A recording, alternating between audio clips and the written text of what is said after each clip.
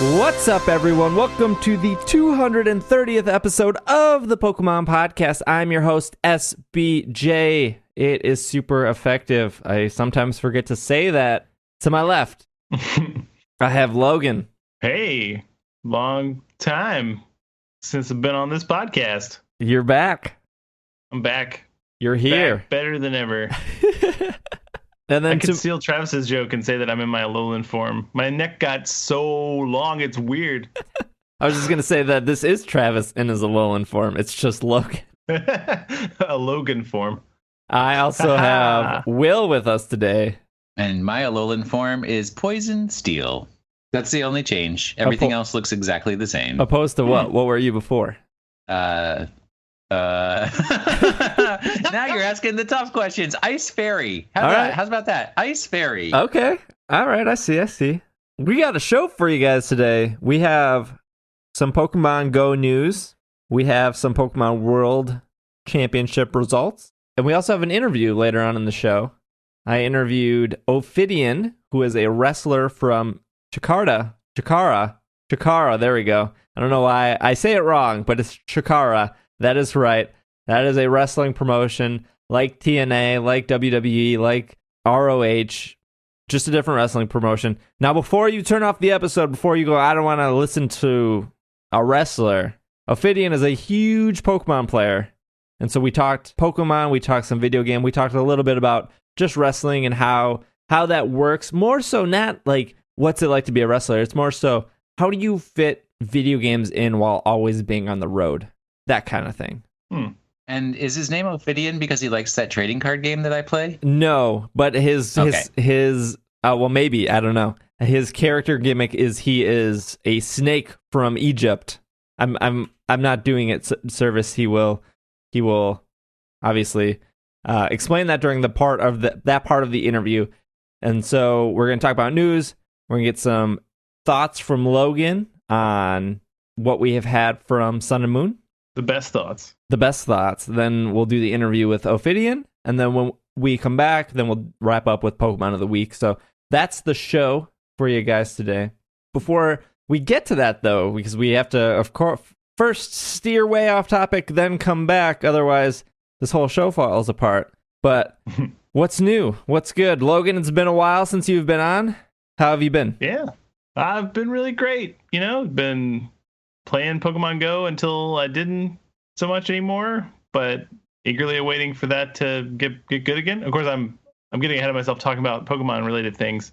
I was on the Tuesday night podcast just now. we recorded that awesome Dungeons and Dragonites mini campaign at Gen Con, which I'm really excited about everybody listening to. That's and I've been working a lot, playing a bunch of games and stuff. Finished Undertale. That was super fun. We sort of had our Undertale discussion not on the podcast. So you really liked it, though. Yes, I did. I really liked it a lot. Liked it more than SBJ did, I'll tell you that. I mean, I did play all of it and then watched all the alternative stuff. So I'm well versed in the underness of the tales. Underness of the tales. I don't know. I just love Sans. That character's great. Actually, all the characters are great, and I laughed out loud a lot playing that game. And I probably haven't laughed out loud, or I haven't laughed out loud that much at a piece of media in a really long time. I can't remember the last time that I've experienced like anything, a book, a podcast. Well, I guess the Adventure Zone has made me laugh out loud quite a bit, but you laughed pretty hard during our Dungeons and Dragonites sessions. That's very true, but that's like, I don't know, that feels like a totally separate realm because it's like us, it's like real people. It's not really it doesn't count as a media thing if I'm currently doing it with all the people live, right? All right. That doesn't. We're all fake people here. Yeah. When you listen to the Adventure Zone, it's nothing but fake people. You know what I mean? I mean, like, I was in the room when I was laughing. No. We're just teasing you. Okay. But you guys are fake people. That's for sure. Yes. That's true. No one's arguing with that. Will, how have you been? I'm so stressed out right now because you're making this so difficult. Because, like Logan said, we literally recorded Tuesday night podcast like 15 minutes ago. And so this could kind of be like part 2 of that. except that this is going to come out before that. So Yep. I don't know how to transcend time and space to speak like I haven't spoken already. But I will say this, and this is the most important thing. This is almost like my 20th year working Georgetown University, new student move-in, new student orientation, had my 3DS out on the table in front of me for, I think, a sum total of 18 hours and received 0 street passes. What is wrong with Georgetown University that nobody has a 3DS? Why do I work? This is literally the antithesis of any universe that I should be in. I need to work at the university where everybody has a 3DS. Tell me where that university is. I will apply for a job there. I will work there. These Georgetown kids are so like, dude, they don't. I feel like you're the exception there. Isn't Georgetown like one of the like top 10 colleges? Maybe I'm completely off. I don't. Top 25. Top 25. Top 25. Okay. In a specific subject matter, we might be in first place, but in general collegeness, top 25. That's like I cool. feel like if you're going to Georgetown, you're probably bragging that you're going to Georgetown. Well, I mean, that's what I do. Yes, I did go to. I am a Georgetown graduate, so congrats, Will Anderson. And I did go to the best school at Georgetown, the School of Foreign Service. So double congrats, Will Anderson. But it's just like I can't relate to these kids. I literally posted on Twitter. I'm like, if you're coming to Georgetown's new student orientation, hit me up at the UIS table in Red Square and we can have a Pokemon battle. And nobody came to have a Pokemon battle. Do you think the 3DS has like kind of seen its light on its way out? I feel the 3DS. Yeah. I believe we just had a discussion about how the 3DS has doubled sales since July of last year or something like that. You're right. But it's still sort of in its like last phases. It just had sort of like a rebirth because the new Monster Hunter came out and everybody's psyched about Pokemon. Yeah, I mean, can I also say, I just want to be very clear about all the people who are talking about how Nintendo is a dying business or whatever, how like Japan specifically used Nintendo concepts and imagery for their announcement for the Tokyo Olympics. Yeah, because Nintendo was such an irrelevant and going out of business company. I'm not saying that like the 3DS is doomed or it's out the window. I'm just saying the hardware itself is a bit old.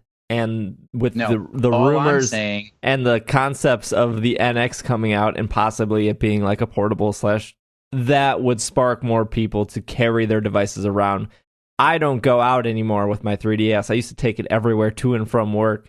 And now my 3DS kind of sits on my coffee table. And like when I go to a convention, I bring my 3DS. Well, all I can say to you is be a part of the solution, not be a part of the problem.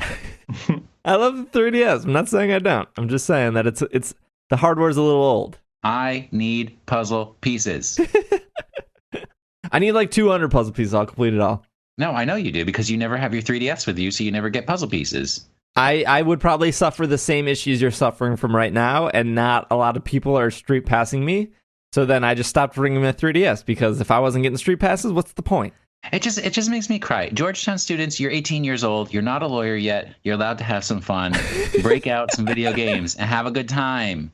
Stop worrying about like the future. It's your first day at a university. You're allowed to play some Pokemons. You know, maybe they're stressed. How are you stressed on the first day of you? Like you haven't even started school yet. It's like a party for you. It's like hooray, you're at Georgetown. Party. I don't know. Time. I don't know. You can be stressed on Wednesday, the first day of classes. Ugh. Ophidian means snake or relating to snakes. So now I've learned something. This character is a snake. Good callback. Let's jump into some news and then we can go off the rails again here. I guess I didn't talk about me, but that's all right. How are you, Steve? What you been up to? What's up, man? Good. Actually, I'm preparing for PAX. This is Pokemon podcast related, but I am preparing to go to PAX.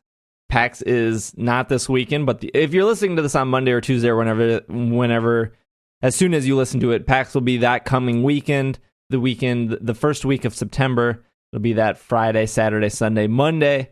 I will be there. I will be there Saturday, Sunday, Monday. On Monday specifically, I will be speaking about Pokemon in the Hydra Theater at 10:30 a.m. Labor Day. I was told that the room can hold 600 people. You should come out if you can get a ticket to PAX. I know they're sold out, but sometimes they sell day of. So again, Monday, I'll be there. I'll be giving away Pokemon Go pins for the people who, stop by and say hi to me after the panel. So yeah, I'm really nervous for that because I'm a very nervous flyer, and I've never been to Seattle or that area, so that's kind of all new to me and everything, but I'm excited for that. Other than that, I've been playing a lot of Monster Hunter at nights. No, not a lot, like an hour or so if people are in the Slack and they're willing to hunt. We have a lot. We've had an increase of people buying Monster Hunter and in Slack and going, this is my first Monster Hunter, and so I'm just trying to make time to make sure that they enjoy Monster Hunter, because that is a real intimidating game. Yeah, it's real intimidating, but it's real fun. I killed 2 great Macau simultaneously this morning, and I know it's just a village quest. Huh? It's the most wonderful feeling, every time. I keep saying this, but it's so true. I literally do not get out of bed in the morning until I've killed something. And it's like, I've already done my greatest accomplishment of the day, and I'm still in bed. Yeah. It's great. I like to kill something before I go to bed. Yeah, that's my jam. That's what I save my gather quests. Chill, get me some mushrooms, go to bed. I like to go to bed knowing that I've not only killed the creature, but I've skinned it, and I am now wearing it for the next day. Like that time we killed 6 Gormagalas. Oh yeah, that was amazing. That was good. I need to kill more Gores, by the way. I'm 3 Gores short of a set. Oh, I'm down to hunt, definitely. Yeah, let's do it. Speaking of down to hunting, 10 million people are no longer down to play Pokemon Go. That was really good. You should have been down to hunt Pokemon. Yeah, probably. I should have. I didn't want to say the word hunt a lot, but yeah. This article's been everywhere. This, one news site reports that they all report it here. Ars Technica is where I've looked here. Pokemon Go loses its luster, sheds more than 10 million users. Engagement, downloads, and time spent in the app are fading fast. Now, I will say that's a large drop in user base is very standard for almost any app. So I do think that a lot of news outlets are running with this in a way that is a little bit more hyperbolic than perhaps it should be, because every app experiences a 20% dip in users after it's initially released. Yeah, and if you're a new listener to It's Super Effective, I think without a doubt we all loved and enjoyed our time with Pokemon Go. We might not be playing it every week or every day. I mean, I'm definitely going to be playing it when I'm in Seattle because I want to see what their Pokemon look like, and especially because it's convention time, so there's so many lures and everything that are being placed around. But my point was, we have been very hard on Pokemon Go, but we've also been very positive on Pokemon Go. So I don't know how this is going to turn out. I don't know if this is going to be us complaining or us being like, no, Pokemon Go is still good. I'll read the article first. It had almost 45 million daily users in July, but figures appear to have been sunk by almost 12 million since the start of August to just over 30 million people now playing Pokemon Go. Further decline is expected as downloads, engagements, and time spent using the app have visibly flopped, according to data provided by Sensor Tower, SurveyMonkey, and Apptopia. Bloomberg, which saw the raw data, reported that the other majority apps such as Twitter, Facebook, and Snapchat can breathe a sigh of relief that Pokemon Go is finally wobbling, as the game's popularity has apparently been costing them considerable amounts of users. Given the rapid rise in usage of Pokemon Go's apps since the launch in July, investors have been concerned that this new user experience has been detracting by time spent on other mobile-focused apps, said some analyst from some capital management place. Developer Niantic is preserving the game, however, is due with a release version for Android and iOS. There's a new patch coming out that we're going to talk about next. Niantic also hinted at upcoming developments and designs to improve the game's questionable longevity. They stated, this is Niantic, quote, "We are working hard on several new and exciting features to come in the future of Pokemon Go," end quote. Very generic quote. I'll give them that. But we'll talk about the update here in a second. Let's talk about this news, though. Logan, you already mentioned that a lot of apps see a decline after the first week or so. Yeah. I think Pokemon Go surprised all of us, not only from how it blew out of the gate at such a enormous speed of getting new users on, but I was more so impressed of how those users stayed on for weeks. And now we're almost into month 3 of this game. Yeah. I mean, honestly, like I said, like the dip, that's a very standard percentage dip for, you know, when a game is very hype to the next month or whatever. But normally that occurs over like a week or two. You have like a maximum user base and then it trails off quickly. But Pokemon had a pretty long tail for that. I mean, I'm still impressed with it, and I don't know. Most of these articles aren't presenting you with like similar statistics for other apps like Clash Royale or whatever. You know, like I think that was probably a very similar trajectory, and I don't necessarily think that means it's suddenly not a success or not making them money. You know, I want to see the comparison to Candy Crush, like right. How what's the curve on people dropping off on that or still playing or anything like that? Will, you said that you were around for new student orientation. Did you notice Pokemon Go players or no? Did I mention how disappointed I am in Georgetown students?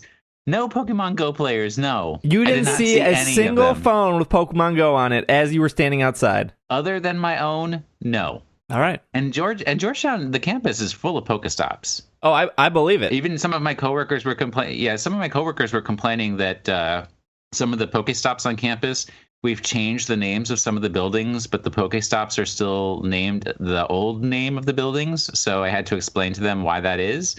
But like, it's mostly my coworkers, and I did not see any students. But then again, like all the students, like their parents were standing over their shoulders the entire time. So that thinking does like add we paid a lot of money for you to go to this school.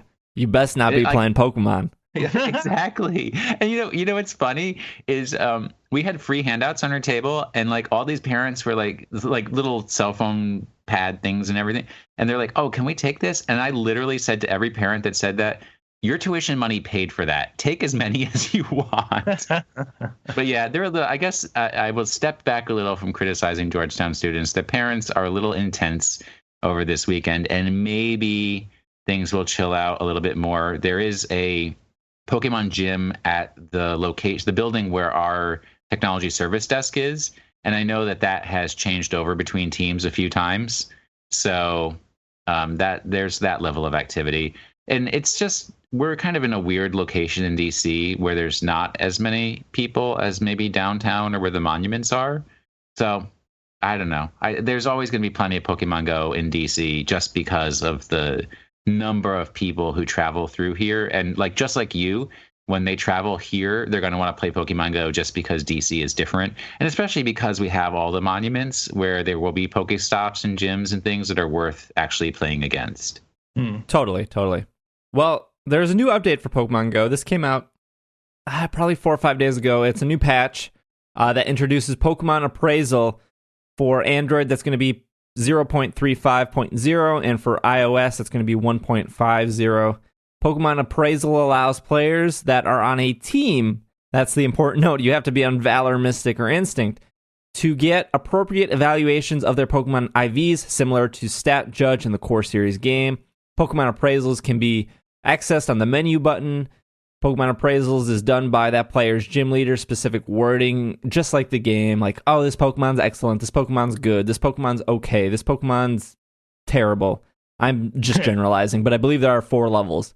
If the Pokemon has a height or weight that differs significantly from the average, that will also be commented. Additionally, Pokemon that are ejected from a gym now return fainted instead of at 1 HP.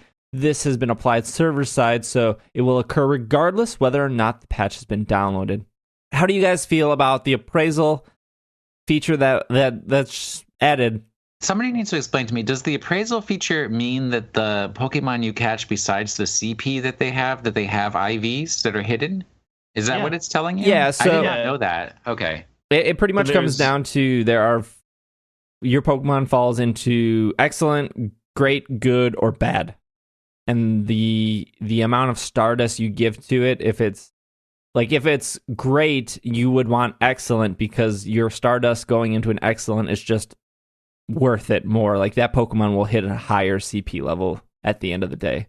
I'm trying to like break that down to the like simplest. Yeah, it's hard for me since I still haven't joined a team and I can't battle gyms and stuff. The whole battling and any part of that is a mystery to me. Well, so there's three. Beyond CP, CP is comprised of like your average of the three attributes, which are attack, HP, and the other one, defense. Or wait, no, I already said that. No, you defense. Yeah, that was the last one. Okay, cool. All right. Well, and so it's not like regular Pokemon where you want to get maximums on 6 different stats. It's much easier to find a perfect Pokemon. But you were researching that earlier, Will. Like, can you still get appraisals if you're not on a team? No, you can't. I cannot get an appraisal. You have to talk to your judge. Okay. Your leader. Well, you should join a team. What's stopping you? The acrimony that existed between all of the teams at the beginning, I will no. I will not be part of that. Let me ask a different question. Is this what you would have wanted in an update? No. I can't believe they spent so much time on this thing that like the footsteps still are very broken. I don't understand why they're not just fixing the footsteps. Well, for me, all I want is to track down Pokemon. That's the whole thing. And for me personally, I think the gym system is really weak. Not a very good combat system. It's way easier to take down a gym than it is to train at a gym, which doesn't make any sense at all. And any gym near me, if a team takes it over, you can just watch it fall and be rebuilt as a different team every 30 minutes because nothing stays put. So there's no the resources you have to pour into doing that are just not worth it. Yeah, I don't. So I saw the update and I went, oh, okay, that is silly. Right. I can't. So if I'm in somebody's footsteps, somebody's shoes, not their footsteps. I'm thinking of footsteps because of the footsteps that were taken away. Yeah. If I'm in somebody's shoes and my main appeal, my favorite thing about Pokemon Go is the battling. Like, am I still even excited that there is now this hidden IV system to say that my Pokemon fits into one of these 4 categories? And great, this Pokemon is excellent. And now I train him up, and then I send him to a gym, and then in a day that Pokemon comes back to me fainted because gyms don't last that long. Right. I would love to talk to somebody where they go, like, this is the best thing ever, because I think the battling system and the gym system, like you said, is the weakest part of the game. And adding, saying that this Pokemon, this Charizard that you have is slightly better than this Charizard. Okay, cool. It doesn't matter. Either Charizard I put in there is going to come back to me tomorrow. Right. That's exactly my point. Like, where in competitive Pokemon, like the games for 3DS, those like getting a 31 instead of a 30 in your IV really matters. It can be the difference between surviving an attack or not. But it's a matter of if they're going to stay in that gym for 30 minutes or 32 minutes. You know, it's just not. So I will say the one thing is, if you're having a hard time deciding which of your Pokemon to be the one that you keep if you're turning all the rest of them into candies, I mean, it helps you somewhat make that selection. Yeah, and that's fair. But I feel like the CP system sort of does that for you in a general sense. Like you can definitely tell, oh, this Magikarp is 10 CP and this Magikarp is 120, so I'll keep the 120. But you're right. You can if you're having trouble distinguishing which one is actually going to be the best one long term, then yeah, go for it. But for me, I'm waiting until gyms make any sense to put any resources into before I even spend the what are those even called? Not candy, but the other resource. Stardust. I haven't spent any Stardust since like day 3. I was gonna say the last time I spent Stardust was like day 2 because I wanted to report on what it did. Right. And then you're just saving it up for, I don't know, whatever. Right, because I'm in a position where I have no interest in taking over a gym because I know that it will just get taken back. So if there is a gym, I'll leave a Pokemon there and then collect my 10 gold. And then tomorrow I'll see that like that Pokemon is no longer at the gym, and that's okay. Like that's cool, but I don't know. Like that the battling is not interesting to me, and I don't see the benefit of the IV system because like what you said, what you and I both said is it doesn't. Your Pokemon's going to get ejected from that gym no matter what, right? Because the defending is always at the disadvantage from attacking. But were people asking for this? I feel like everyone was just they want footprints, and I'm cool right now without the footprints because I play so casually. I like when I go to the post office, I know there's a Pokestop there. When I go to this store, I know there's a Pokestop there. So I will always open my phone before I go into the building. Get my rewards. When I come out of the building, get my rewards, go on my day. Maybe catch it if there's a Pidgey there because there's a Pidgey everywhere. But if I was back to spending 3 or 4 hours hunting Pokemon, the footsteps would be priority number 1. But if I'm walking around a convention where there's thousands of stops and everything, really my priority number 1 is making sure I hit all those 1,000 stops to stock up on stuff. So when I go hunting Pokemon, I have that. Exactly. And none of that was battles. This may just be preparation for person-on-person battling, which they'll release later. So they get you used to the rating system, and then when they have person-on-person battling, this will matter more. Yeah, I guess. But what's the benefit there? But I guess you select the right Pokemon to keep. And I should say like there's no benefit of battling your friends in the main series game, but the battling system is not for extending the bonds of friendship. Yes, through Pokemon battles. But the battling system in Pokemon Go is just not good. So why would I want to do that against a friend? The current battling system is not good. We don't know what the person-on-person battling system is going to look like. Who can tap faster? I don't know. I'm just joking now, but I have one more Pokemon Go article. This one's actually Milwaukee related, and so kind of hit home with me here. I cannot talk, but I've talked about this place before, Lake Park. Spent several hours there. It was when I saw like the 400 people chase the Dragonair or the Dragonite. I can't remember. I think it was Dragonite. Anyways, you guys remember that story? Yeah. If you haven't, it was like six or 7 episodes ago. So this is a letter from the Milwaukee County Park System to Niantic, addressed to the CEO, something Hanky. I can't remember his first name. I'm going to read the letter here real quick. So again, this is from Milwaukee County Parks. Dear Mr. Hanky, the Pokemon Go phenomenon. There we go. I said it right. The Pokemon Go phenomenon is on full display at Milwaukee County Parks, most notably at its beloved and historic Lake Park, National Register of Historic Places number 930000339.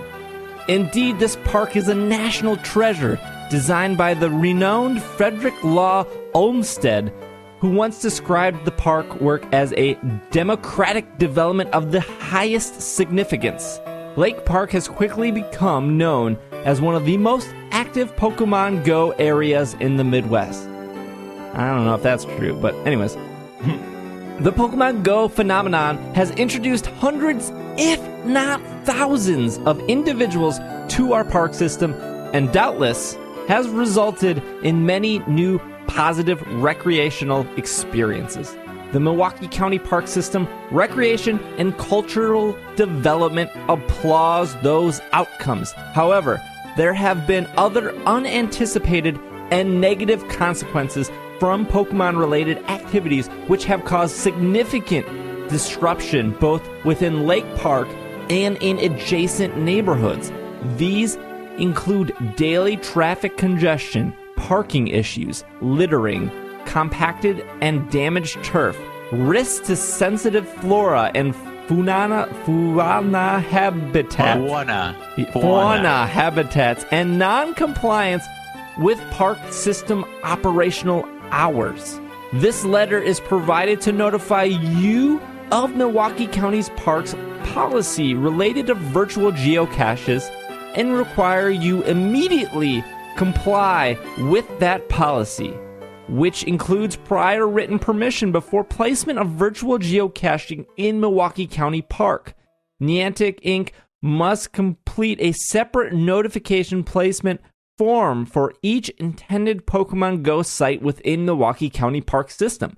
That link can be found here and sent to this address. The park's geocaching guidelines link is attached here for your convenience. As noted, should Niantic Inc. be granted permission to place Pokemon Go sites within any Milwaukee County Park, it will thereafter be responsibility for regularly monitoring each cache.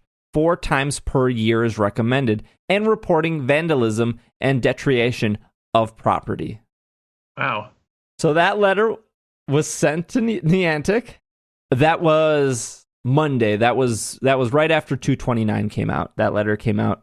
I feel like there's 2 possibilities. It's either nothing happens with that, or Niantic stops supporting those Pokestops. Like they just cut them off. Yes, and that's it. I was just gonna say, this sounds like such a load of hooey. You can't make a law about virtual geocaches. That is like the most ridiculous, overreaching, non-sufficiently specific. Like, what if like a 4th grader does a little map in their free time in their class of Lake Park, and they're like, oh, this is where my imaginary dragons can be found. And then like the city of Milwaukee's going to come crashing. You can't have a virtual geocache on your little piece of paper, you 4th grader. You didn't apply a separate permit for each one and check it 4 times a year. What a bunch of bunk. I will say, okay, so I have Milwaukee County's geocaching permit pulled up here. I'll talk about that in a second. So I saw the post on Reddit and r/Milwaukee, and then of course people who this made it also to the front page, I think, of r/Pokemon Go, and so I got some tweets, I got some texts about this. I said I saw it. Thank you for letting me know. I plan on talking about it on It's Super Effective. And then later in the day, just because I was following it, I saw an interview with the gentleman who wrote this, the guy in charge of Milwaukee County Parks. And the first thing the interviewer asked that guy was, do you think Niantic's going to respond? And he paused real long, then laughed and said, I hope so. Which is really good. It was really good. So county.milwaukee.gov/ I don't know, geocaching. Yep. Actually, it is /geocaching. Find, this just kind of lays out something. Find a cache in Milwaukee County Parks.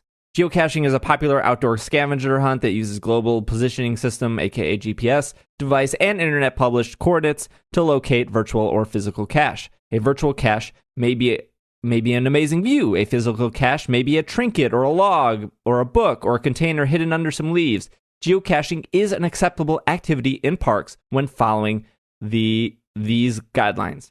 Now, these are Milwaukee's rules. I believe every county, state is different. Types of geocaching allowed in the parks. Virtual. Preferred method. It says in parentheses. Preferred method. Coordinates of stationary landmark guides participants to the virtual cache. Virtual caches are verified by only emailed photos of the cache site. Physical geocaching participants seek a hidden, not buried physical cache, a waterproof container storing trade items, logbooks. For letterbox cache, there's usually logbooks, rubber stamps. Participants may use their own physical logbooks or their own personal stamps. For a micro cache, use a smaller container like a film canister to be used. Base guidelines for geocaching for all participants. You must abide by Milwaukee County Ordinance. You must confirm to leave no trace of outdoor ethic guidelines. Take nothing but photographs, leave nothing but footprints. For more information of the leave no trace principle, go here. If you discover any illegal or hazardous materials in your cache, you must contact Milwaukee County Parks immediately, blah, blah, blah. So that's pretty much it. So really, the whole point to the letter that I understood was, Niantic, we're cool with this, but you need to fill out our form. But we know you're not going to, so remove these. That's like the feeling I got from it. That's. I think that's going to happen. And is that actually what they want? Do you think? Just You for them know, to remove the Pokestops? well, here's the thing, and I don't know if I've ever said this about Lake Park. So Lake Park looks over Lake Michigan, and so below Lake Park, because it is up pretty high, and there's like this steep hill that goes down. So below Lake Park is Bradford Beach and Lake Drive, which is just one of the main roads to like get to all these downtown attractions. Behind Lake Park, if you're looking Lake Michigan, Bradford Beach, Road, Lake Park, behind Lake Park is probably one of the richest neighborhoods in all of Milwaukee.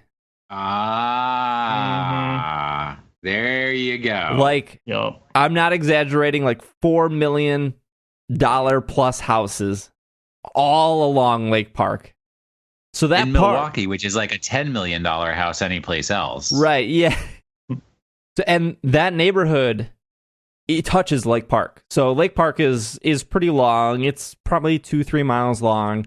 So if you start at one end in Pokemon Go and walk to the other end, that's probably going to take you maybe 20 minutes, and then you turn around and walk back. I have to imagine that this is because of that neighborhood.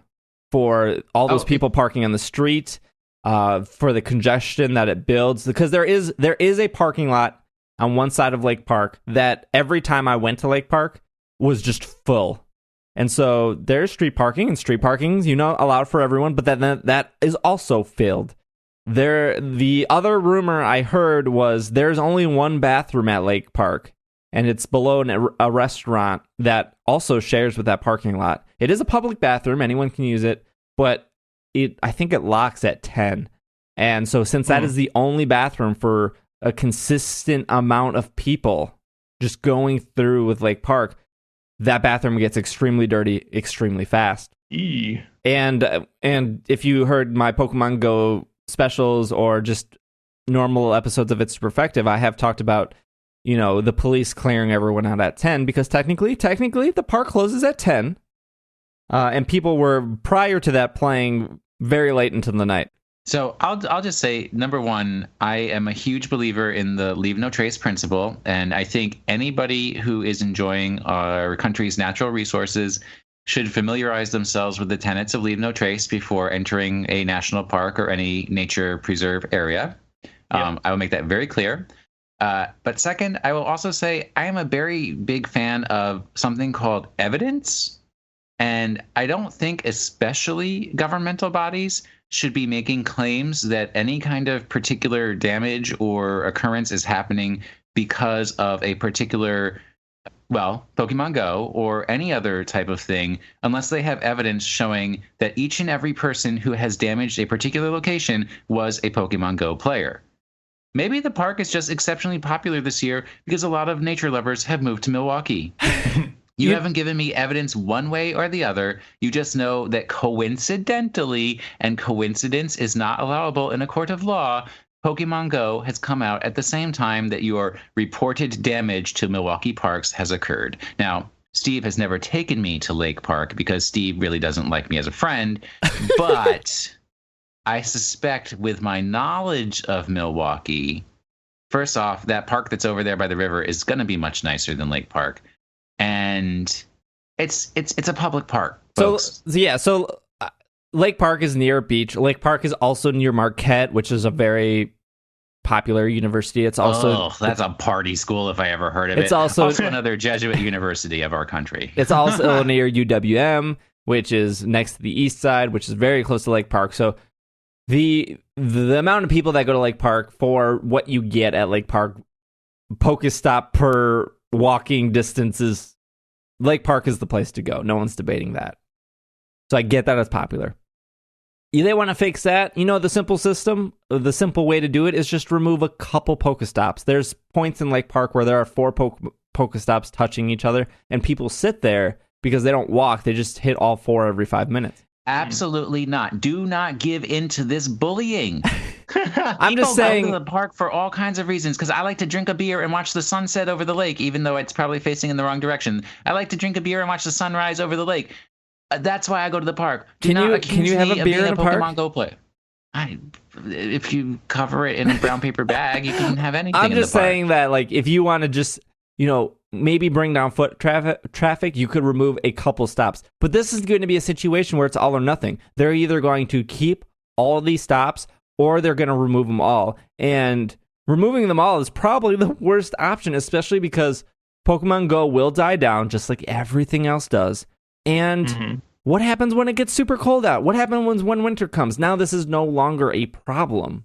Oh, and also, Milwaukee Public Parks, don't come crying to me when you can't get donations and funding for your parks because you can't prove that anybody goes there after you've chased everybody away by taking away their Pokestops. Yeah. And I'll just say, if I sound extra bitter, it's because about 14 years ago, there was this huge, beautiful 3-day outdoor concert festival, like of the European style. It was one of the first ones that was ever going to happen in the United States. It was going to be all the way out on the tip of Long Island. Man, I spent like $200 on the tickets for that. I was going to get a tent, camp out, everything. It was going to be beautiful. My Morning Jacket was going to play, all kinds of great bands and everything. And they had to cancel the whole thing. Why? Because some rich person on the end of Long Island said, there's a rare bird that nests here, and if you have your concert here, those rare birds are all going to die. And that was a load of baloney. So you're just like scratching that itch right there with all this garbage about protecting the natural wildlife of Milwaukee. The Harley Davidson plant? Is that your great preserve? Because I'll tell you something, Michigan's doing a much better job of preserving wildlife with their incredibly boring state than you are, Milwaukee. I'm not saying Milwaukee's great. I'm just giving you the news. I'm so angry. Speaking of news, I'll keep you guys updated on the Milwaukee outcome of this. I don't know how soon that will be. But speaking of news, what we'll do is we'll take a quick break. When we come back, I want to talk about Worlds and the results there. And yeah, so we'll take a quick break. When we come back, we'll be talking about some Worlds. Woo.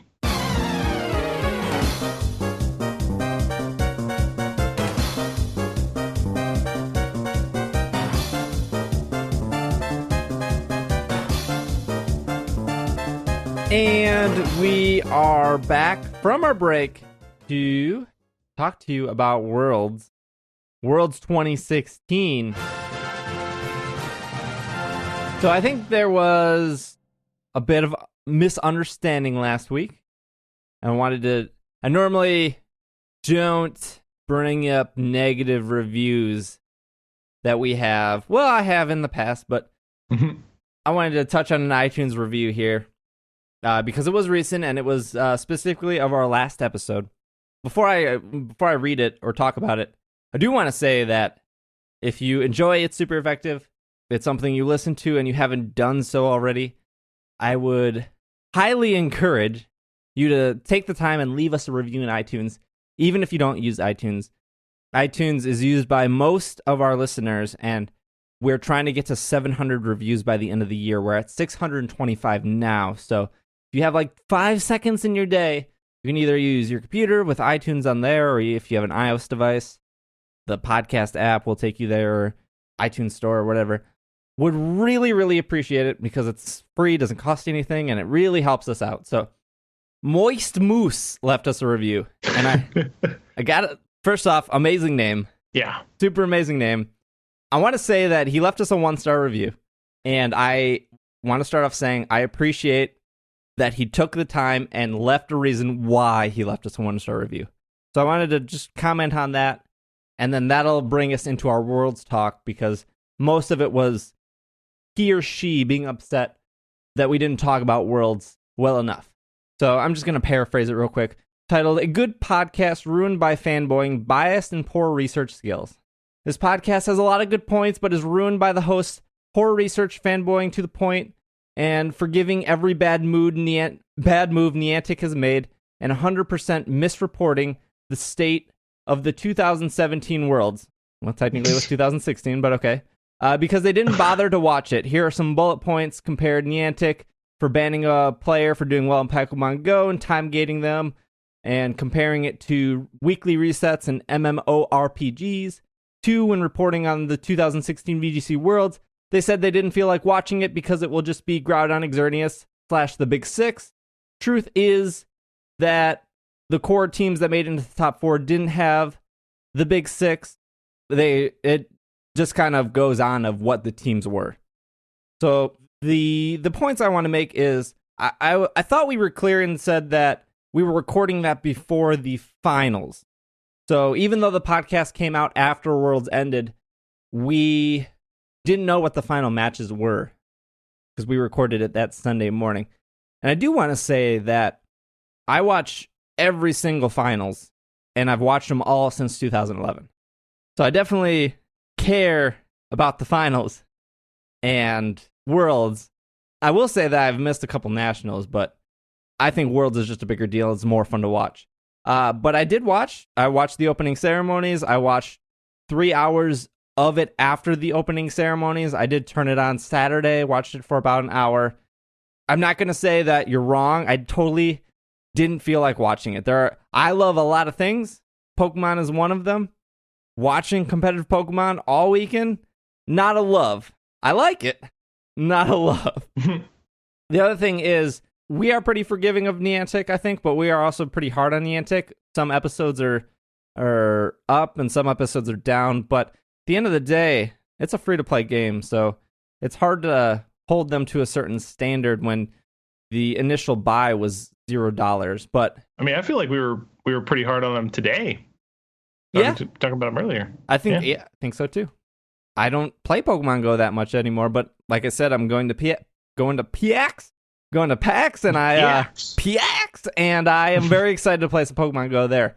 Yeah, I think that was the big miss, and maybe we should have made that more clear that we didn't watch the finals prior to recording, even though the podcast came out after Worlds was done, which was just poor timing. But we record every Sunday morning. When we were recording, finals didn't even start for anything, I don't think. Mm-hmm.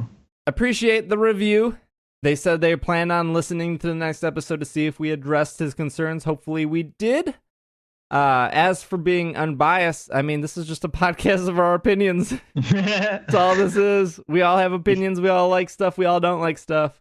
But if you're looking, and I've said this before, I've said this 100 times, if you are looking for competitive information, this is not the show for you. There are so many awesome YouTubers that do that better, and I would encourage you to seek those out if you're looking for competitive stuff. If you're looking for Soylent information, I can tell you that the new Soylent bars that came out, this is small transition into healthy living, they're very similar to Power bars, but they taste better. They have like the little crisps to them, and I like that a lot. Like a Kit Kat crisps or a Rice Krispie crisp, but not all crisp, just a bit of crisp. What about the new Soylent Coffeeist? Coffeeist, I don't like it. I don't. You don't drink coffee. That's the thing, is I don't drink black coffee. So my friend Alex, who only drinks black coffee, he said he loved it, and I gave it to my friend Tim, who he said he only drinks black coffee. And Tim was super funny because he was very against Soylent.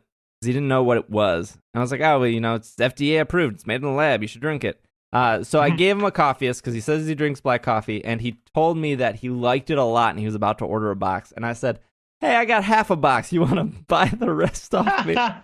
So you keep saying black coffee. Is it literally black coffee, or is it doesn't have like a milk coffee kind of taste to it? I don't know if it to me, it just tastes like thick black coffee. Not like super thick. I would say like thick like milk, like vitamin B or A milk. Is there A? Is that right? Vitamin B? No, all milk is fortified with vitamin A and D. So there's whole milk, skim milk? Yes. No. Something whole other? Milk, whole milk, 2%. 2%. You live in Wisconsin. Whole milk, 2%, 1% I don't know why I was skim. thinking A, B, C, and D. So skim is the thinnest milk. Whole is the thickest milk. I would say that Soylent is closer to whole milk. And I would say that Coffeeist is closer to 2% milk in thickness. Coffeeist is apparently half coffee, half Soylent. I don't taste any Soylent. I just taste all black coffee.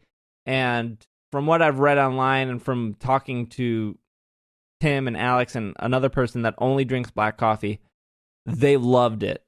And so it's just me. I just don't like black coffee, and I've tried to like black coffee, and maybe one day I'll get there, but I could drink it. I just didn't care. I would rather, when I was drinking Coffeeist, I was thinking I could just be drinking Soylent. because I like Soylent better. Mm. But if you like black coffee and you want a meal in the morning, Coffeeist might be for you, except I think they're sold out. There you go. So yeah. But that was your healthy living update. Let's talk about the World Championships. So Cool. let's just talk about the final match here. It was Wolf Glick, who has never been world champion, but has made it there, I believe, one time before. He was national champion 3 times in a row. Fun fact, I have beaten Wolf at the 2011 National Championships. Nice. We were waiting in line for some TCG. We decided to battle. I had a So miraculous... it wasn't real.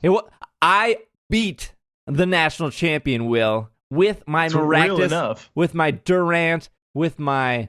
I can't even remember my whole team. I think I had a Semi-Seer. I believe I had a Basculin.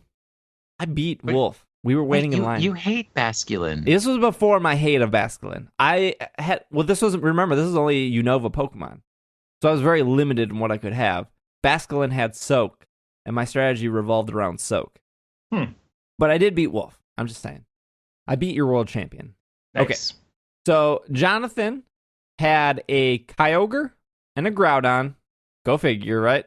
Mm-hmm. Gengar, Talonflame, Manectric, and Bronzong. Wolf had Kyogre, Rayquaza. Go figure, right? Mm-hmm. Gengar, Bronzong. Hey, some of these Pokemon are looking really similar. Hitmontop and Raichu. All right. I will say I was excited about the Raichu. Hitmontop we've seen years after years. Yeah. Gengar, Mega Gengar is real cool. No one's debating that. There's no Kangaskhan here. I'm looking through the list. Another semi-finalist was using Kangaskhan. Let's just talk about all the Pokemon here. So another semi-finalist, Gengar, Rayquaza, Raichu, Bronzong, Hitmontop, Kyogre, Xerneas, Kangaskhan, Groudon, Bronzong, Hitmontop, Thundurus. Top 8, Rayquaza, Kyogre, Hitmontop, Raichu, Bronzong, Gengar. You see, I'm reading you guys a pattern. Like, yeah, Wolf's Pokemon were not that unique. I'm not taking... Wolf is a great player. I'm not taking any credit. And Jonathan, that was the first time I've ever seen him battle. Team to make smart decisions. Another top 8 here. Cresselia, Xerneas, Groudon, Smeargle, Salamence, Bronzong, Infernape, Xerneas, Fungus. We've seen Fungus almost in every top 8 here. Salamence. Wait, it's Fungus? It's not a... Oh, I'm sorry, Amoongus. I would be real impressed if he was running Fungus. That would be real clutch, absolutely. Kyogre, Bronzong. I could just keep going, but pretty much all the Pokemon are the same after that point. Did you guys watch the Worlds match? I did not. No, I missed it. I can't remember where. Oh, that's right. I was in recovery from running my long run that morning. Yeah, so I missed the final for the VGC. I was watching it during. I had it up on my computer. I had SummerSlam up on my TV. It was pre-show SummerSlam, so it didn't matter. So I watched it, and I might get a little flack for this, but it was probably one of the most boring Worlds matches I've ever watched. And the first game went to time, and Wolf had more Pokemon, so he won. And the second game was probably about 2 minutes, less than 2 minutes. I think it was 1:48 when it ended. So 1:48 away from going to time 2. Now, I've seen every Worlds match since 2011. I would say probably the most exciting Worlds match for me was 2011 because I was actually there in California at Worlds, and that was super exciting. When I say that these matches were boring, I don't want to mean that as I'm discrediting these players, because they're clearly good players, great players, excellent players. But I think we've all been to a Super Bowl and we've watched a boring Super Bowl. And that doesn't take away from the two teams that made it to a Super Bowl. Let's not pretend just because it's a Super Bowl it must be exciting, because I don't know about you guys, the last couple Super Bowls I've watched, not that exciting. Nah. But Well, I don't get excited about that, so that I'm very I'm not. biased. I'm not a sports guy at all. The only football game I watch a year is the Super Bowl, and I've been to some exciting Super Bowl parties, and I've seen people get excited, and I think that's the great thing. Especially when I was with my friend at 2011 Worlds, and a play happened, and we saw people cheer. He would look at me and go, "What happened? I want to know why everyone is cheering," and it was such a good experience and a good eye-opener to explain why that move was exciting, why that move was clutch, why that situation involved cheering. And I was watching this Worlds, and I was in Slack. We had a channel specifically to Worlds, and so we're all chatting. And I wasn't the only one that was like, "Hey guys, this is boring." At no point in the Slacks did somebody go, "Oh my god, that move." The only part I remember was there was a point where one of Jonathan's Pokemon survived a move with like 6 HP, and that was like, it was his Gengar. I think it was his Mega Gengar, if I'm not mistaken. And that was like, oh yeah, like that was because you want to see. Well, I want to see them both win a match, and I want to see what that final match comes out to. To me, it's always a little disappointing when one person just kind of wipes the other person, where it's 2-0, like it happened here, but. That was a moment where, like, oh, Jonathan's Pokemon survived. He can make a comeback, and it didn't happen. But like, that was an exciting moment. But overall, those matches, they were just okay. They were Pokemon matches, and Pokemon matches are fun to watch. But they didn't stand out as like, wow, this was a Worlds match to remember. It was a good match, but not memorable in any way. So yeah, what I would say, and I don't know if I'll be able to express this the right way, is the current meta in the VGC is what's making it boring. Just the fact that it really is concentrated around a very few Pokemon being the top Pokemon. And like, mirroring your experience, I was in the room when Seijun Park used Pachirisu and won Worlds with that. That was so exciting too. That right? was a and match. That was legendary. There was electricity in the room. It was absolutely amazing. And there was that, yes, that year there was a ton of complaints because it was like genies, everything is genies, blah, blah, blah. And, his small bit of creativity added to the excitement of the match. It doesn't take anything away from the players to say that in a boring meta, it is really the skilled and advanced players who do well. It just doesn't make an enjoyable match to watch. It almost becomes like watching a chess game. If you're not like super knowledgeable about chess history and everything, in that case, you're just watching, yes, two really intelligent and skilled people move playing pieces around a board. And you're kind of like, well, sure, I'm sure this is great and fantastic, but it doesn't light a fire in my heart. But when you see like a wide variety of Pokemon and just like really creative, tricky things, as opposed to people just pushing the meta the way that it is supposed to be pushed and making those right decisions, that becomes makes for a much more exciting match. Let me tell you too, any Pokemon game that goes to time is just slightly disappointing. That there's no outcome. Like, you won because you had more Pokemon, and Wolf is a slower player. I don't think anyone's going to disagree with that statement. Like, he's a slower player, and that's fine. That's cool. But for a Worlds match, you always want to kind of see it come down to the wire of like, oh, it's 1 versus 2. Can this get turned around? Or it's 1 versus 1, or it's 2 versus 2, and they're about to do some huge plays. And to have that taken away because of time is slightly disappointing. Absolutely. And we've got the bloodlust, and we want to see Pokemon faint. We want to see blood in an E-rated. No, I'm just kidding. Yeah, but that was VGC Worlds. Congrats to not only Masters. I also watched the juniors. I watched the seniors. I'm not gonna lie. I thought their matches were more exciting, especially the seniors. If I'm not mistaken, it's hard because after like 12 and under, they all look like they're the same age. So I can't recall if it's the seniors or the juniors, but America won, and you could tell that the Japanese kid was just a little bummed out. And right away, the American kid went over, hugged him, and shared the spotlight with him. And that was just a cool moment to see of like, what a good sport. Like, not throwing in his face, like being runner up to Worlds, such a fantastic accomplishment. And to see like good sportsmanship come out of that, especially with such a younger age division, is just very heartwarming to see. I don't know if people go back and watch Worlds. I'm sure if you're into the if you're into the competitiveness, you want to see how those matches unfolded. But at the same time, the meta is going to change, so I'm not sure if there's much of a learning experience from there. But I'm sure that's all archived on Twitch or YouTube, and you can go back and watch it. For the TCG here, talk about the Masters deck. So Master Division champion who won was Shintaro Ito. Probably said that wrong. I'm sorry. They used a Mega Audino EX deck.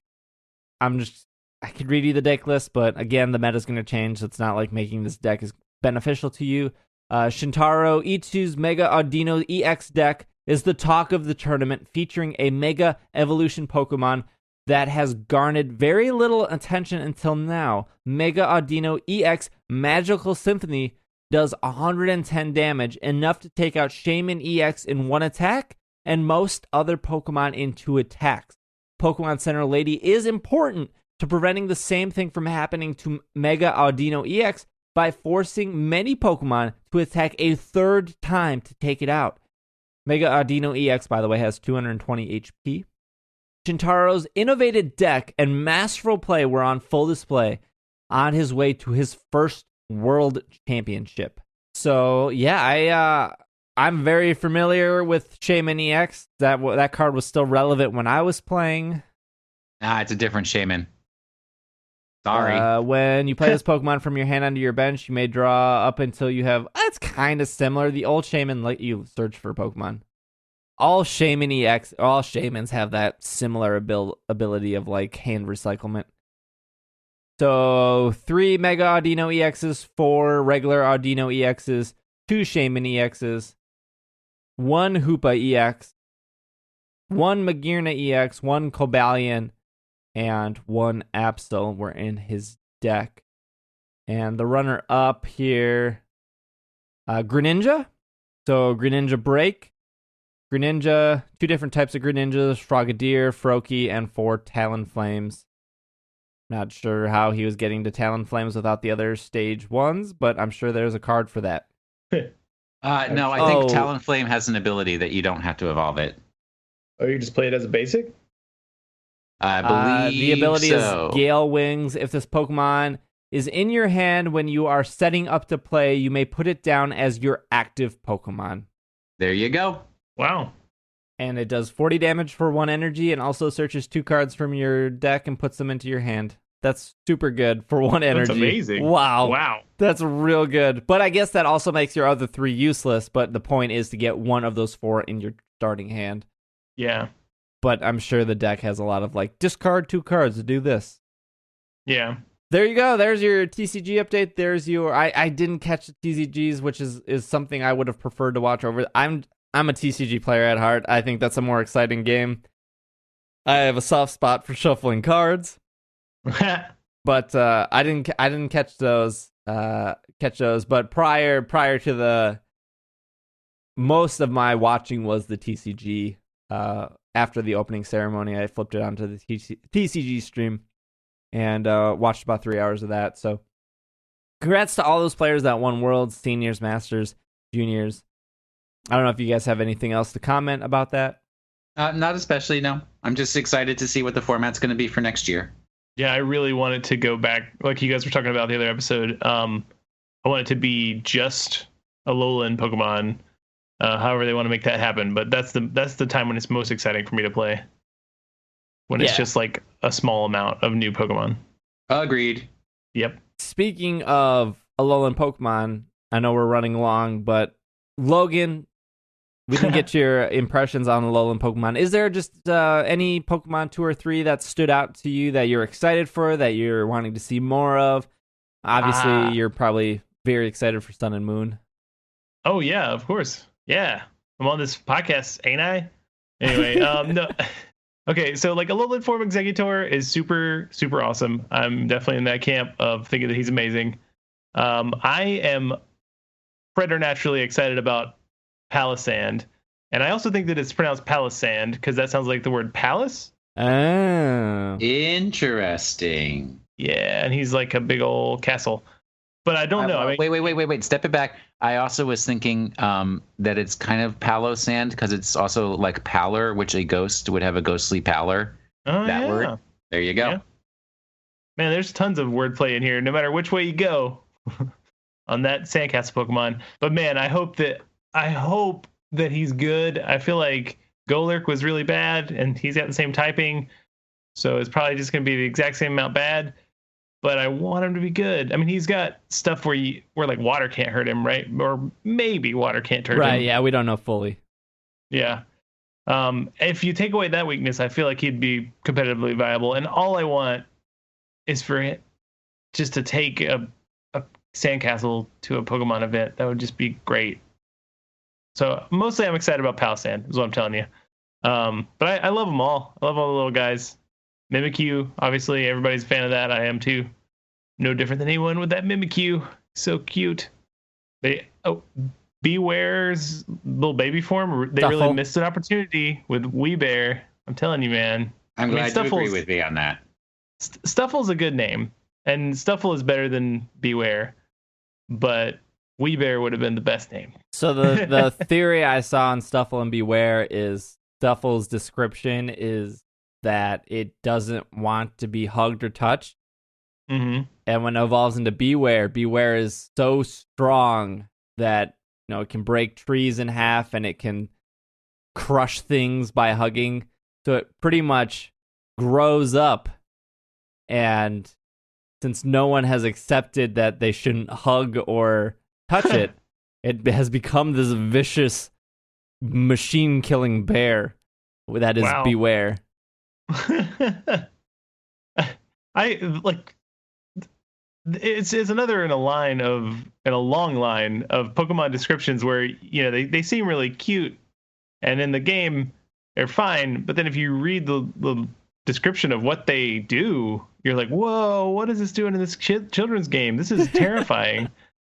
They're all, I don't know, like Palisand sucking kids into the ocean basically, or like underneath muddy sand. It's just there's like a lot of Pokemon that murder children. It's as there should be. Awesome. Add them to the list. Yep. Well, don't really have a good transition, but what we'll do now is we'll take a break. When we come back, I'll have the interview with Ophidian.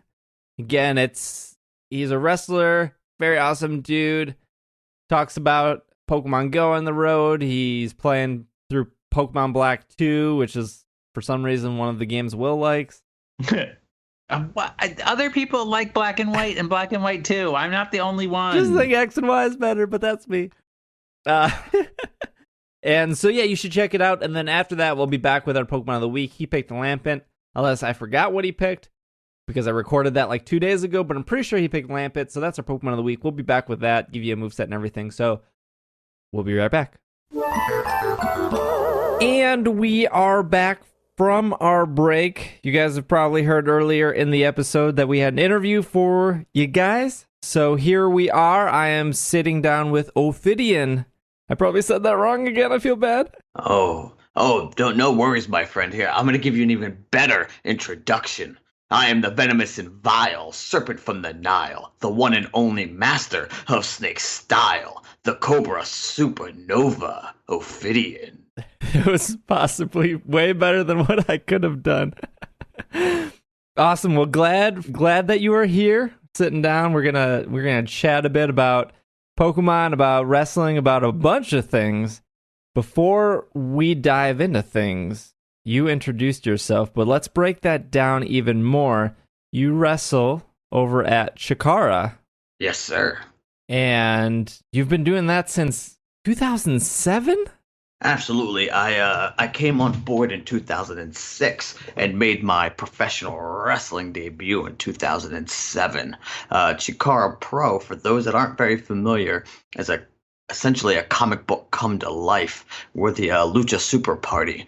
Everything about our company, about Chikara, is like watching a live action comic book, anime, cartoon, whatever your preference may be. We're such colorful and lively characters. Take myself, for example, an anthropomorphic breakdancing ancient Egyptian. You can't argue with that. I have a bunch of wrestling related questions first, but I like to open and close with some Pokemon stuff just to kind of tie everything together. And I know you have a Pokemon themed promotion that you want to promote, and we'll totally get to that. But begin things off. Do you have a favorite Pokemon? Well, you see, it's a little difficult, right? Because with each generation that has come and gone, your favorites tend to change, and sometimes you get those updates, to a Pokemon that kind of makes you change your mind on what you may really like. But I've always, always, always been a huge fan of Haunter.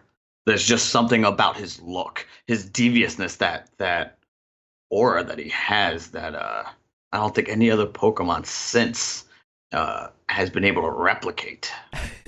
That's awesome. And most people jump straight to Gengar, but I like that you kept it at Haunter. Haunter's often overlooked. He's a very cool Pokemon. Haunter has no arms, but yet still has hands. It's very handy. Pun intended. Even beyond that, I mean, even some of the newer generation Pokemon, like I'm so psyched that Hall Lucha exists now, and not to say he's my favorite, not by far, but look wise, it's exciting to see a bird type with a mask thrown on his head. Yeah, Hall Lucha was one of the Pokemon that I definitely got super psyched about, and it came like right time, right place, because that's when I was getting back into wrestling, so that was like a double win for me when I encountered that. Pokemon wise, just before this will kind of tie in, try to do some transitions here. I'm assuming you're on the road a lot. Yes. So Pokemon Go seems like the game that's best suited to that, unless you didn't jump on that bandwagon. Oh, I absolutely did. I can tell you right now, I'm a level 22 trainer, and I've seen and caught about 95 Pokemon. Oh, that's awesome. It gets a little difficult sometimes because while we do get to travel and we get to see the road, it's hard to catch a Pokemon while you're in a car, especially since the updates. Yeah, totally. For being on the road with other wrestlers and whatnot, did they catch that craze too, or is that mostly you, or has that spread throughout the rest of your crew? Obviously, culturally, you have a lot of people playing now that aren't traditionally Pokemon fans, and I think that's definitely true of the way it's infected our locker room. You have a lot of people that normally wouldn't play are playing it, just because it is something to do while you're stuck in a car with somebody for 6 to 7 hours at a time. I'm gonna put you on the spot. Are you the Pokemon expert out of the locker room, or does somebody surpass you? Oh, so it goes back and forth between myself and Worker Ant, who has been applying to become a Pokemon professor, as he is an avid TCG player. Oh, that's awesome. We both play together, although I haven't been able to keep up with the X and Y expansion that has come out. Just given I've been helping my wife more with our business, Closet Champion. We custom make professional wrestling gear. And that's kind of caught some of my attention, so my ability to play as much hasn't been there. But I still do whip them out every once in a while to play against Worker Ant. Yeah, I was. My listeners know I was very into the TCG for about almost 3 years, competitively going to tournaments every single weekend. And I can't imagine being on the road like you guys, because even when I was traveling just on Saturdays and Sundays, I was like, this is too much. I played multiple TCGs, Pokemon and Magic at the same time, and man, it wasn't much of a life. But between those two things and pro wrestling, it was it's time consuming. But I will say this: you've been able to catch on like release parties and even some local tournaments in Philadelphia. Worker and myself masked in public playing Pokemon. That's incredible. I wanted to touch on that, your masks, and earlier you said your business. Now, from what I've researched, you seem to make all your own gear, you and your wife? That hasn't always been the case. As a very young Ophidian, did not know how to do such things. But I've married into seamstressing, as my wife has been a seamstress her whole life, as well as like a family. Her grandmother, her mother, and now she is one as well. So now I create all of my own masks, as well as the gear that I wear. And she creates most of the locker room. Not all, but I would say majority, about 85% of the outfits that you might see on CHIKARA's show are made by her. Let me back up real quick. CHIKARA is your full-time gig. Yes. How many days is that a 5 day a week? Is that a 7 day a week? Is that a 2 day a week? How much time is that for you? So we have a training facility in Northeast Philadelphia called the Wrestle Factory, where I run classes there alongside Mike Quackenbush, who's the head trainer, and a few other guys like Drew Gulak and Chuck Taylor, Hollowick and Fire Ant. And I have classes 3 to 4 days a week, depending on the week. If there's shows, big events on the weekends and stuff, we may have to cancel our class in order to run our events. Okay. All right. So then where does the time fit in for making the outfits? Is that another day or two a week you're dedicating to that, or? It's what it tends to be, where if I teach a class on a Monday, Wednesday, and Friday, I tend to be at home with Mrs. DeCobra on a Tuesday and Thursday, smashing out some gear. That is to say, if I'm not on the road, or if as it is her main job first and foremost. That is what she does. Not just with CHIKARA Pro, but with many other companies, as she creates gear for anybody from talent in WWE to TNA, Ring of Honor, and around the world. And I help out on the days that I can. That's really, really cool. I wanted to kind of stick on the wrestling thing here. Absolutely. You're on the road, you're making outfits, you're teaching new upcoming wrestlers. What happens in a situation when before I ask the question, there's no more like hidden side gigs you're doing, right? Those are all of them. There might be a little side business of slinging Pokemon cards on the streets, but you can't really talk about that on the podcast, I think. Understandable. I was looking at your Wikipedia, your history, your wrestling database. You've been hurt before, so what happens in a situation when you're hurt? Oh man, it can definitely vary. I'll give you 2 examples. There was a night in which I broke my jaw in the opening round of a tournament that took place all in one night, and I broke my jaw beating my opponent. I was doing a 450 off of the top rope, and as I was coming down, the points of his knees caught my jaw and broke it, but I still got the 3 count in that moment. So that's a visual right there. Luckily, there was enough impact from the rest of my body hitting him that I was able to beat him, and I had to go into the second round with a broken jaw, kind of just taped up and locked into place, and competed in the second round. I, of course, lost very quickly. And there's moments like that where my body can still go despite the fact that I can't really move my mouth. Whereas in another instance, I've torn my MCL, and upon tearing my MCL in the ring, I dropped immediately and I couldn't stand up. And luckily, that was during a 6-man tag where I had 2 partners to help me out. But in those moments, I'd roll out of the ring. I have to leave immediately. I can't even stand. I can't get back up. It's scary. If I was alone in that situation, it would have been a completely different scenario. You'd have to take away something the fans want to see, which is, action in the ring. I'm lucky enough in that moment to have people by my side, 5 other participants that could go on without me. As I rolled out and curled up into a ball, dreading having to find out what was wrong with my leg. Right. So then recovery time, are you just focused on the recovery, or are you still trying to do your other side stuff just to, I don't want to say pay the bills, I don't want to make it seem like dire, but I would imagine where that's the thing you do is wrestle, and when you're out, you're out.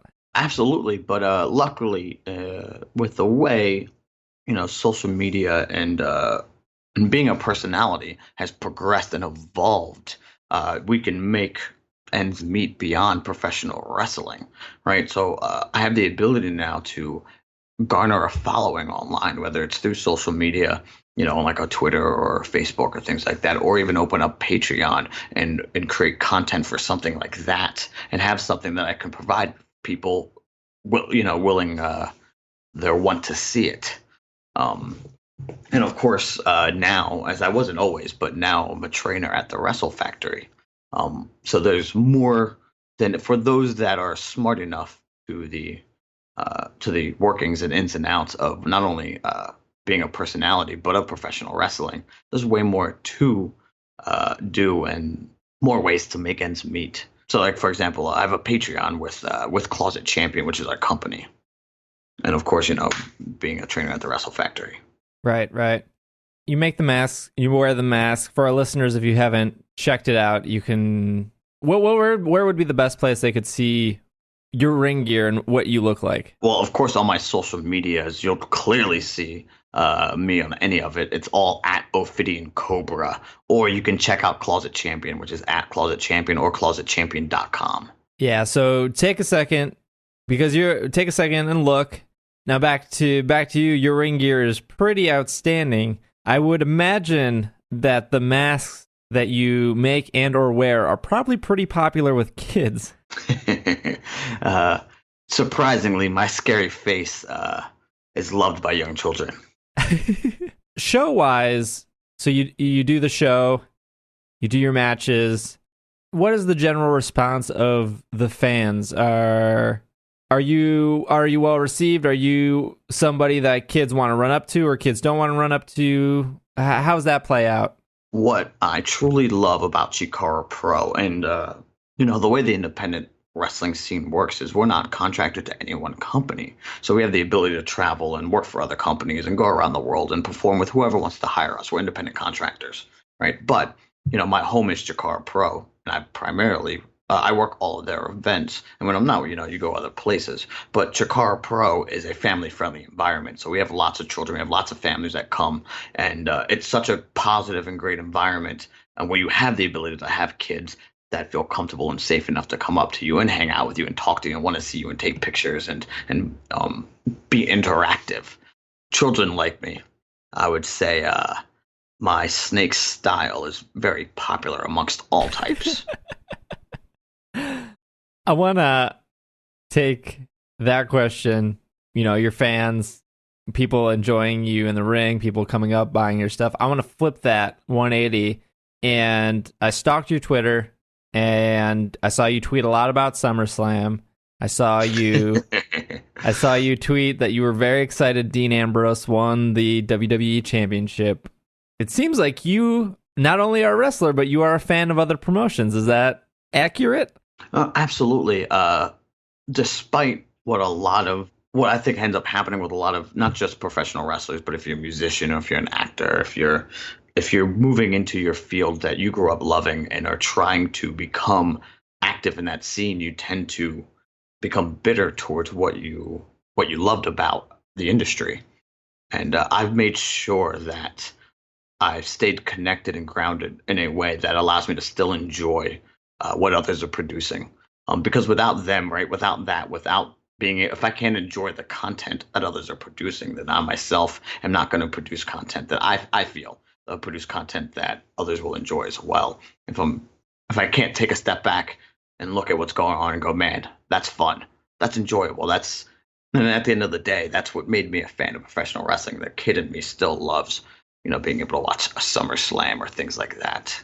We had Xavier Woods, aka Austin Creed, on about 4 or 5 episodes ago, and I was hesitant to do that interview, not because of Austin, because I love the New Day, I love Xavier Woods and everything. I was hesitant because I didn't know how my audience, being primarily Pokemon, would react to it, and it went over super well. And I think Austin was very easy going enough and talked in a way where his main point was sometimes people don't see us as in wrestlers, outside of a box. They just go, oh, you're only a wrestler. And they're surprised when that person, that could apply to football or sports or musicians, that could apply anywhere, that, oh, you only must do this. So you only must wrestle. And everyone was shocked. They're like, oh, Austin has like this gaming channel and he plays games and he's into Pokemon. And you obviously clearly into Pokemon, playing the card game and Pokemon Go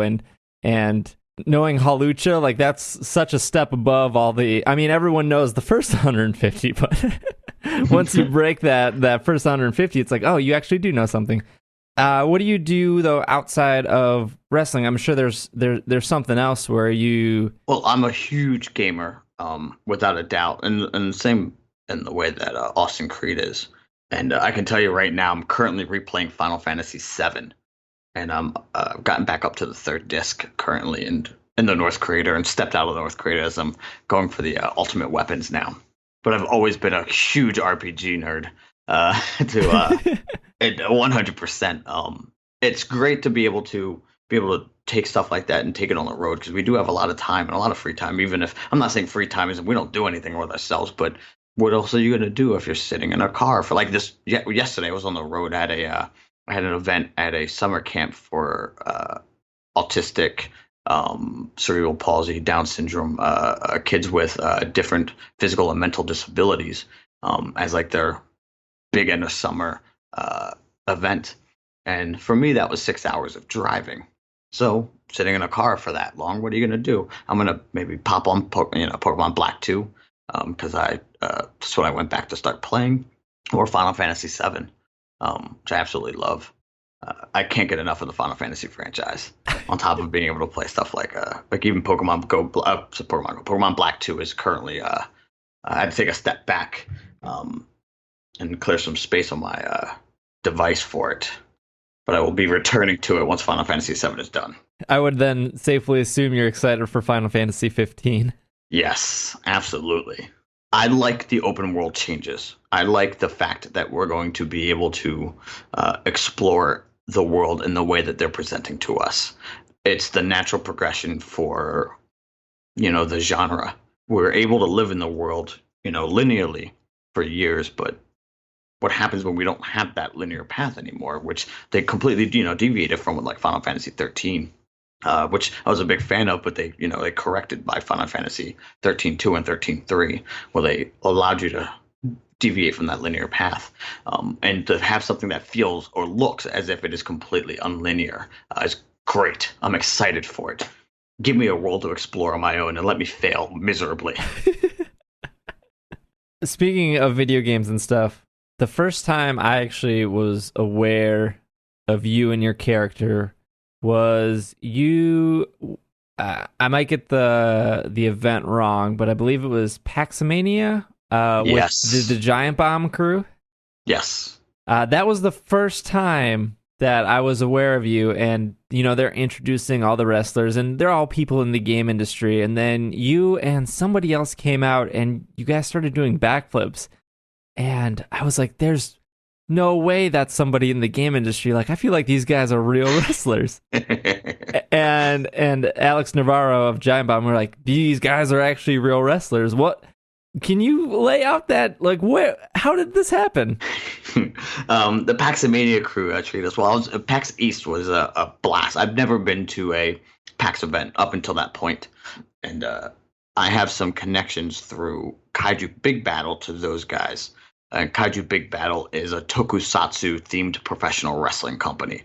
If you're unfamiliar with tokusatsu, it's essentially the Godzilla-type monsters, or if you think of Power Rangers, or the Sentai, the villains that exist when they're in their giant forms, the monsters in those suits.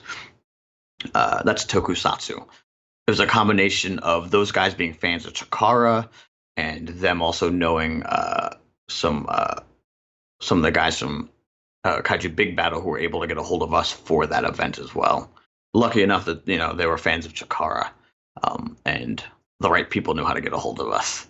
It was a blast, and they paid us off to not battle them on stage in front of the world. We walked on stage, did our flips, and like, how about we just give you a wad of cash and you not beat us up? All right.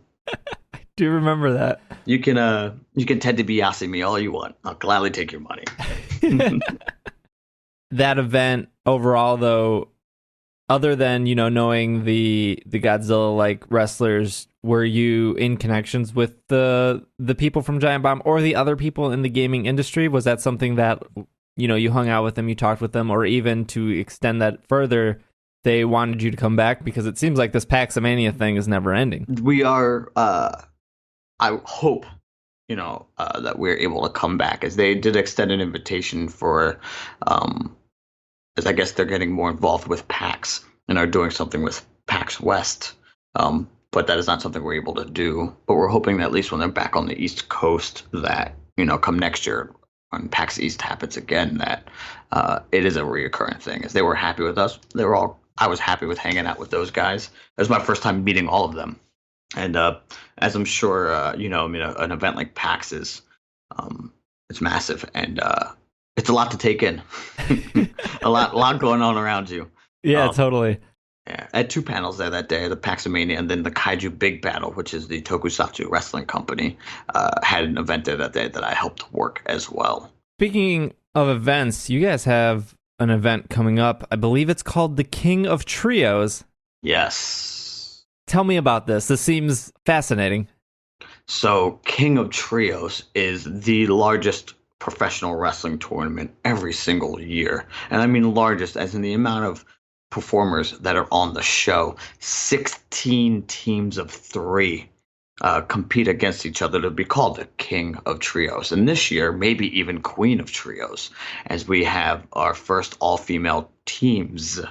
There's more than one, we have multiple female teams in the tournament. And they're teams from all around the world, from Japan, from the UK, from Mexico, from Canada, anywhere you can think of that has professional wrestling. Throughout the years, there has been representation in the tournament.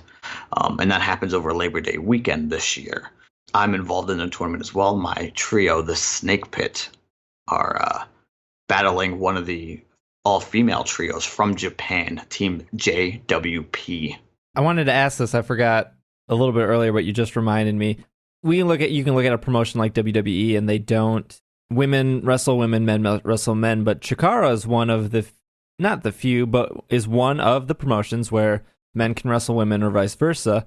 What are your thoughts on that overall? Like I've seen you do a couple matches with women competitors, and they were outstanding. But what are your thoughts when it comes down to that? So my experience coming into professional wrestling is a little different from others. I was trained originally by Lightning Mike Quackenbush, who was the founder of CHIKARA Pro, Claudio Castagnoli, who is now Cesaro in WWE, and Chris Hero, who is Cassius Ono in NXT, if you're familiar with NXT history. Mm-hmm. When some of those guys had to depart, Sarah Del Rey became one of the other head trainers for the school, who is now the assistant head coach or head trainer in NXT. So I spent years training with Sarah Del Rey, and learning a lot of the ins and outs from, one of the female competitors. And in my mind, it was never a question as to whether or not, you can have intergender wrestling or that female competitors are different. In the ring, we're all the same. They getting kicked in the face or punched or slammed around is still the same, whether it's a man or woman doing it. It still hurts a lot. Sure.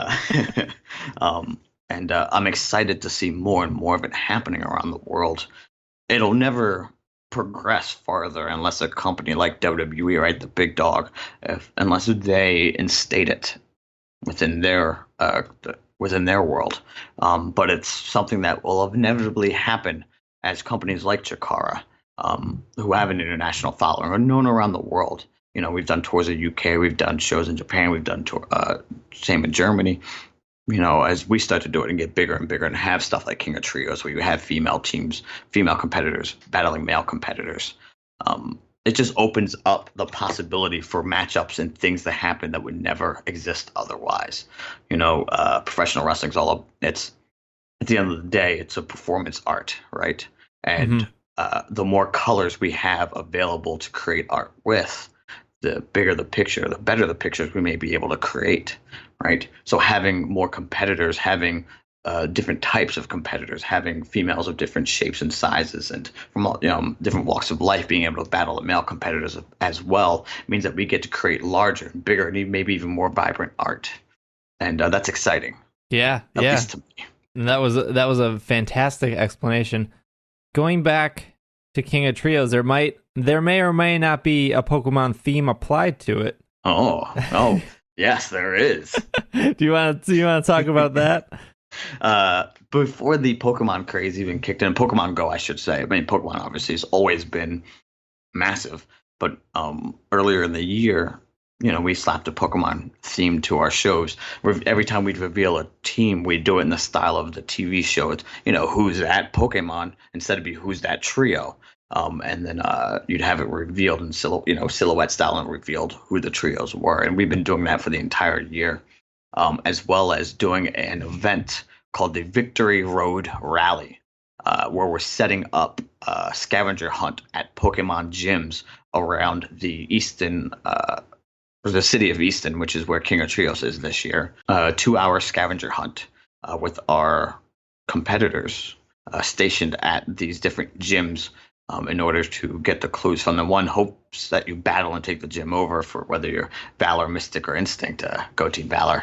And that takes place on our second day. So you have the Pokemon-themed event with all of our marketing and advertising is all decked out in the style of Pokemon. And you have even animation with the director of fun, Mike Quackenbush, dressed as Ash, or modeled after Ash in all of our promos, as well as the who's that trio reveal, alongside of stuff like the Victory Road Rally, using Pokemon Go, because that's the only way you'll know where the gyms are at. You'll have to use Pokemon Go in order to complete the scavenger hunt to find all 7 gyms that we have mapped out. Right. Were there people on the roster when this theme was applied that are like, what is this Pokemon thing? Why are we doing this? Or was everyone very cool of like, yeah, let's do this kind of thing? It was fun having to explain there's a character on our show named Dasher Hatfield, who is the old-timey king of swing. He is an old-timey baseball player, like from the early 1900s. And despite the fact that it is 2016, the man had no concept of Pokemon at all. It was great explaining to him how that worked out. Where guys like myself and Worker Ant were beyond excited, just hoping that we had Pokemon style T-shirts and all that. And of course we do. Our King of Trios font this year is in the Pokemon styling, and just having all this merchandise now that is a crossover between CHIKARA, which is obviously what we love, is this comic book come to life pro wrestling company, and Pokemon, a video game, which is also another huge aspect of my life, and Worker Ants as well. Having that crossover, just it warms the cockles of our souls. Speaking of Pokemon, do you have a favorite generation or a favorite game in the series? You said Black 2 earlier was currently in your DS. I don't know if this is a touchy subject or not, so I'm sorry if it is, but I'm a fan of the ROM hacks. And okay. Because of this, Emerald and Ruby have a ton of them. So Flora Sky is one of my favorite hacks. So I would have to say because of that, and I of course like the stuff that was introduced in Emerald and Ruby, and Sapphire, around that generation of Pokemon. I'd have to say that would be it. Mostly because of the hacks that have come out for that. Those games have been a lot of fun to play. Okay, no, that's totally a fair answer. I know some people are not for tampering with the OG formula. Sure, totally. Is Pokemon Sun and Moon on your radar? Have you been following that? Is that something you're planning on picking up, or maybe a little bit later? What's your stance there? I'm absolutely planning on getting it 100%. As I'm super excited for it. And I got to play X and Y as well, but not as much as I wanted to because I broke my 3DS on the road, which is why I'm back to playing Pokemon Black 2. It comes full circle now. Yeah. Let's say liquids and 3DSs don't get along. Sure. And of course, I just couldn't justify buying another 3DS at the time. I'm hoping that somebody in my life gets me one without me having to buck down and get one again. But I'm super excited for it. And come closer to Christmas, I'm hoping that another 3DS appears in my life. Yeah, that would be quite the gift. Besides Pokemon, you said you were a big gamer. What about favorite game? Just kind of favorite all-time game. Is there one that sticks out? Is it Final Fantasy VII? Is it something else? So, I'll as far as classic games go, as far as like let's say a pre-PlayStation 2, I'm going with Legend of Dragoon, which is a PlayStation game. It was absolutely it wasn't the greatest RPG of all time, but it's no secret that I've got dragon tattoos on my arms. And also Mortal Kombat tattoos on my back, which is another story for another time, I guess. The Legend of Dragoon is without a doubt my favorite game from that generation. There's just something about it that I've been able to go back and replay it, and the fighting system they introduced, where it was timed attacks, where you can run up into attack, and if you hit the button at the right time, you can combo and keep going. And for an RPG, that was and they had mastered that technique so well. For an RPG to have that interactivity in a time-based RPG was mind-boggling to a young me, and I was hooked on it. And I still go back and play. Now, currently, Mortal Kombat 10 beat out the Mass Effect franchise by just a little bit, because Mortal Kombat 10 is just so smooth. It's got its flaws, but I don't care. Yeah, it can do it. It can be as flawed as it wants to be. I don't. It's so good. That's awesome. Well, before we wrap up, break that question down a little bit further. Is there a favorite console that you have out of all of them? Oof. I would probably have to go PlayStation. The original? Yes. Just for the library of games. And part of it's probably nostalgic. Because, of course, I mean, like, gaming has only gotten better over the years, but there are games from that console that I could still go back and play to this day. I mean, I've had everything from a Nintendo to Xbox One right now. And we can all go back and play classic games. Like, sure, I can go back and play Mario, but I can't play it like I can go back and play Final Fantasy VII or Twisted Metal or Legend of Dragoon or Reloaded or any of the millions of games that have come out for that console, Spyro the Dragon or Crash Bandicoot. It's just, I can play just about anything for that console and be happy with what's in front of me, what's in my hands. Well, King of Trios is coming up. I'm sure you know the exact date of when people can actually check that out. Yes, September 2nd, 3rd, and 4th, the 3-day tournament. King of Trios starts night 1, and then on night 2 and 3 it continues on. But on night 2, the Raid of Voladores tournament, the King of Flyers, kicks off. And then on night 3, we have the Tag Team Gauntlet, as well as the finals of Raid of Voladores and the finals of King of Trios. So you have multiple tournaments happening over these 3 days, as well as a fan conclave where the guys, or you'll have interactivity with the performers. The 2-hour event at the beginning of that day. The crew from Continue, the YouTube channel, will be there as well, holding a gaming tournament for WWF No Mercy. What a game. What a game, yes. A very frustrating game if you're playing Worker Ant.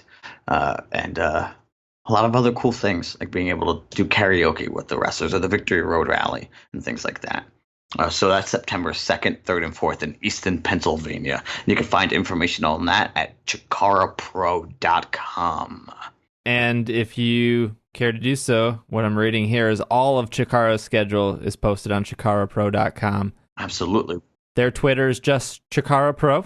Yes. Everything for them. Their Facebook, their Twitter, all of that is Chikara Pro. And you said your Twitter a little bit earlier, but people forget. Where can our listeners find you? You can find me on all forms of social media at Ophidian Cobra. That's OPHIDIAN Cobra. Ophidian Cobra. Or check out the company at Closet Champion on Twitter, Facebook, Instagram, all that fun stuff. Cool. Well, thank you so much, Ophidian. Good luck at your King of Trios tournament. I am excited to find out and see what happens. Well, thank you for having me. Oh, yeah, yes.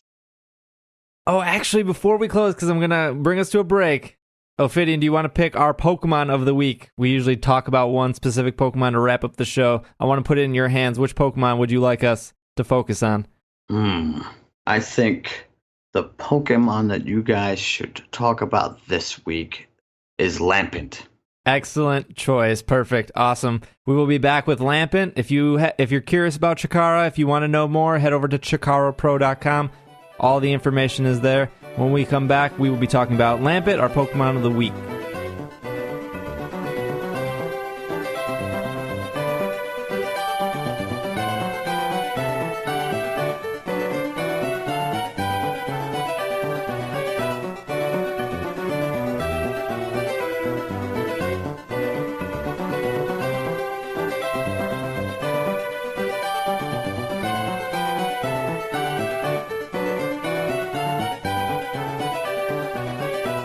All right, and we are back with our Pokemon of the week here. It's been last couple episodes of It's Super Effective have been like pushing 2 hours, so hopefully you guys like that. I don't know. I like nobody's gonna complain about more content, right? Right. It just takes you longer to finish, I guess. Yeah. I don't know why you would complain. I love a long podcast, but that's just me. Ophidian picked a Lampent, which is the evolution of Litwick. Also, the pre-evolution to one of our favorites here, Chandelure. Yeah. Not right off the bat does Lampent fit into like a little cup, or you probably wouldn't use them in a normal tournament. But what we were talking about on our break was, what if there was like a tournament where you could only use middle stage Pokemon? Some kind of middle cup. Yeah, like Metapod, Wartortle, Ivysaur, Lampent, the middle form of Reuniclus that I can never remember, Delusion. Duosion. You know, that would actually be a great tournament because, like, the middle stages get no love on any Pokemon, really. Like, think of a middle stage that you really, really identify with. I can't think of one. Pikachu. Kadabra? Sure, Pikachu is Pikachu is technically a middle stage, yeah. Kadabra, I could feel like Alakazam's just way cooler though. Right. Yeah. They're most of the time they're awkward teens. They're the awkward teen version of Pokemon. Like Machoke is okay. Yeah. He looks less awkward than Machamp. I'm gonna go ahead and say that. Machamp has 4 arms though. How can you? That's money. What's better than 2 arms? 4. Oh, man. Let me read Logan will have a moveset here. Let me read something about Lampent. Lampent can sense when somebody is about to die, whom it visits and steals the spirits from the person's body. Through most often found in deep forests, it wanders through cities and hangs around near hospitals to absorb the spirits of fallen. It uses the spirits it absorbs to fuel its fire. On occasion, it has been known to work with Litwick to lead people to the ghost world while stealing life energy.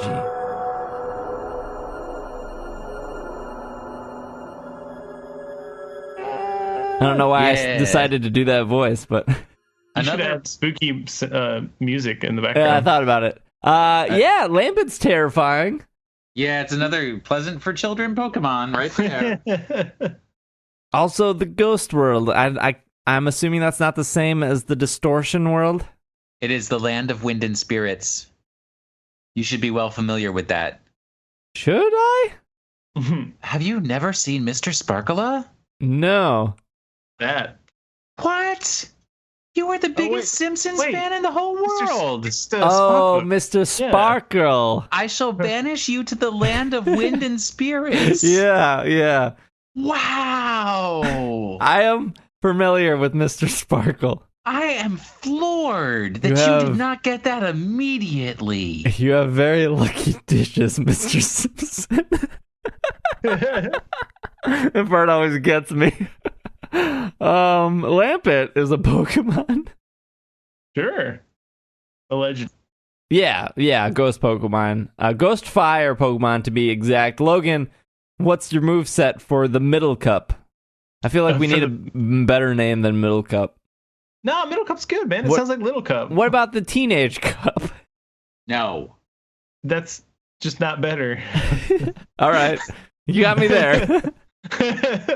Okay, so Middle Cup, Lampet can learn Trick Room just like Chandelure, his big brother. And you're probably gonna use him on a Trick Room team. I mean, although he's still got real good stats. I mean, I honestly don't know what the range is on middle evolutions, but I know his grown-up form has really, really great special attack, and 95 still seems pretty legit for a middle stage. So you can go with a Trick Room, that's fine. He also learns Will-O-Wisp, and Will-O-Wisp is good no matter what cup you're in. So you can get somebody burned. We can give him Shadow Ball. I think, yeah, he can learn that. It's real nice stabby ghost move that'll take advantage of his special attack.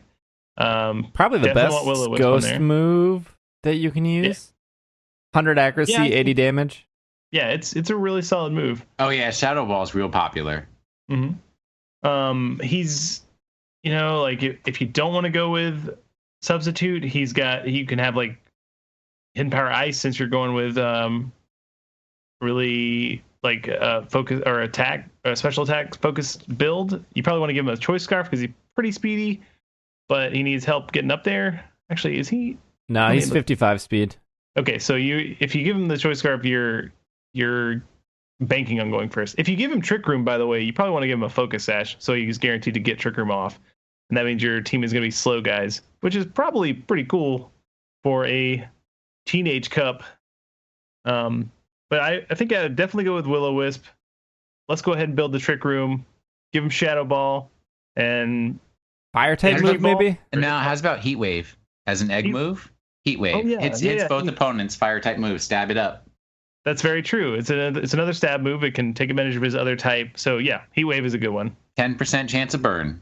Boom. So you're gonna burn them all up with Will-O-Wisp and Heat Wave. Yeah, I mean that's a pretty solid build. I really want this Teenage Cup to happen now.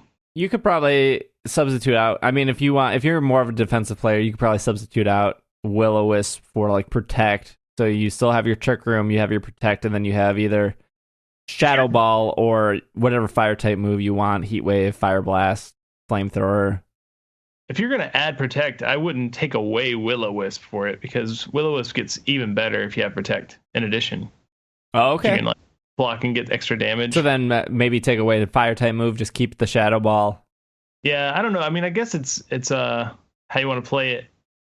Yeah, it also depends on what's more popular in the meta. If you're seeing lots of Psychic and other ghost types out there, then you want the Shadow Ball. If you're seeing a lot of grass, insect. Wow, my brain is Insect type. fried. Grass, bug, ice. If that's something that's big, then you're gonna want that Heat Wave.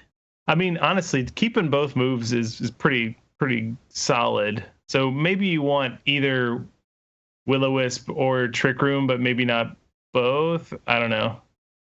If you're doing Will-O-Wisp, you probably don't want to do Flame Body. Flame Body gives 30% chance of burn if they make physical contact with you. Right. So What's you his? probably want to go with Flash Fire. Yeah, Flashfire. Yeah, definitely. See, we don't need, Infiltrator, I guess, could be a thing, but Yeah. we're talking about a Middles Cup, which has like no, like I don't know what the threats would be. with like a reflector or a barrier. Yeah. Well, Infiltrator would allow for a Will-O-Wisp to burn if somebody's put up a safeguard to prevent status moves. Yeah. Interesting. If you get a shiny Lampet, it has a purple glow instead of a blue glow. It So also cool. has blue eyes instead of yellow eyes, which is a nice touch. Lampet represents October in the Unova horoscope. I had no clue there was a Unova horoscope. In Yep. Generation 5, Lampet and its evolutionary relatives have Shadow Tag instead of Infiltrator as their hidden ability. However, they cannot obtain their hidden ability in these games. And Lampet is based on an oil street lamp, which I think is obvious when you look at them. Yeah. Kind of. assuming you have that vernacular of what an oil lamp on the street looks like, then yeah, he looks just like it. All right, let's talk about horoscope here. Logan, when were you born? What's the month? I'm in August. I'm a Leo. Oh, so you are a braviary. Braviary. Okay, I'll take Braviary. Will? You don't know what month I'm born in? Not off the top of my head. March. March, you are Aloma Lola. Alamalola. That is correct. And I was born in July, so I am a Crustal. That is correct. Crustal's okay.